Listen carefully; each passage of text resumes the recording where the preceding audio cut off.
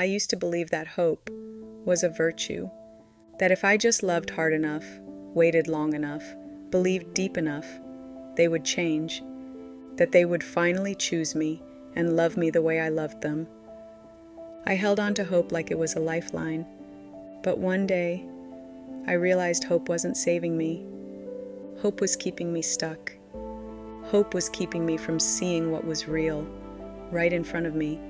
Hope was costing me my own life, my dreams, my goals, my sense of self, my confidence, my self-respect, my self-esteem. If you've ever found yourself choosing unbalanced relationships, whether consciously or unconsciously, like I have, this video is for you. I want you to know you are not alone, and it's not your fault. Nothing is wrong with you. You grew up with a warped idea of what relationships are supposed to feel like. Maybe you had an absent caregiver. Maybe you lived in an unsafe household, always on edge, always bracing for the next storm. Whatever it was for you, it shaped you. It shaped the way you learned to love and the way you learned to survive. When survival becomes your blueprint for love, it teaches you to stay, even when it hurts. It teaches you to hope for change instead of trusting what you see. It teaches you to fight for scraps instead of remembering you deserve a feast. And that's why leaving feels so impossible sometimes, because it's not just about leaving them. It's about leaving the version of you who believed you had to earn love in the first place. Staying came at a cost that I didn't fully understand at the time. It wasn't just sadness, or the longing for what could be, or the missing them. It was the slow erosion of my spirit, the constant second-guessing of myself, the way my nervous system stayed locked in fight or flight, even in the quiet moments. And the worst part was, I didn't even recognize how much pain I was in, because sometimes there were good moments. There were apologies, sweet words, tiny glimpses of the love I was hoping for. And those glimpses were enough to keep me tied to the cycle. That's what cognitive dissonance does.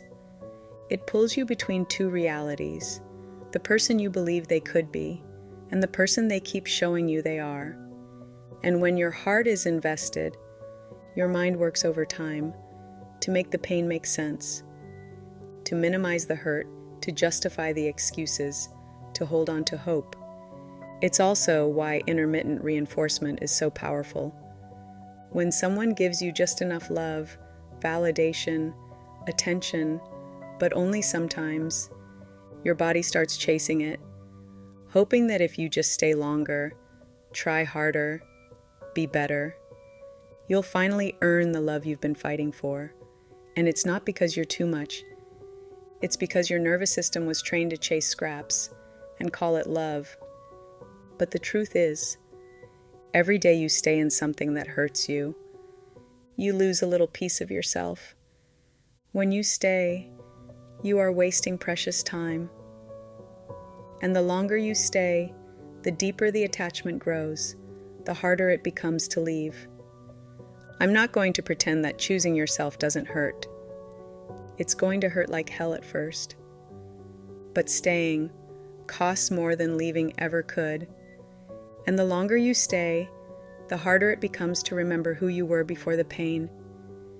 There's a moment, after the grief, after the anger, when the dust inside you finally begins to settle, when you start feeling like yourself again, when your nervous system isn't on edge anymore, you start seeing things for what they truly are. And maybe, for the first time in a long time, you stop waiting for them to change. You stop rewriting the story in your head. You stop telling yourself the lie that if you just did something different, they would finally choose you. The truth is, they didn't, and they haven't, and they aren't. You finally stop negotiating with what already broke you. And in that quiet, you hear something you forgot how to hear. Your own voice. You start to feel like yourself again. The fog begins to lift, and you start connecting back to yourself. To the parts of you that were never broken, the parts of you that have been waiting patiently for you to choose yourself. Around the time I started hearing that voice, I came across the words of Florence Scovel Shinn. When you send out real love will return to you, either from your specific person or its equivalent. If your specific person is not the divine selection, you will not want them, as you are one with the universe.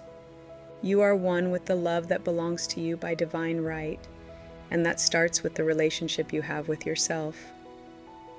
And when I saw that, something inside me exhaled.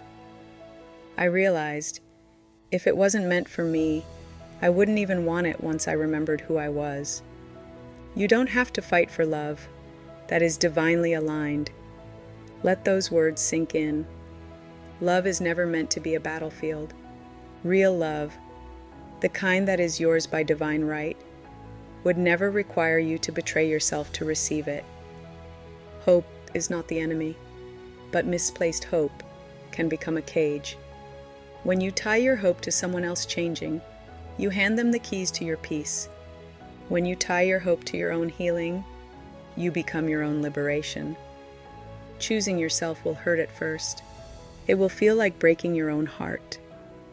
But the pain of choosing yourself is the pain that leads to freedom. Hope tied to someone else will break you.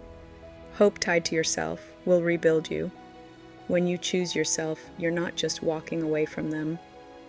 You're walking toward the life, the love, the peace that has been waiting for you all along. So today, choose yourself, choose your peace, choose your freedom. You deserve a healthy love. Because when you choose yourself, amazing new opportunities open up.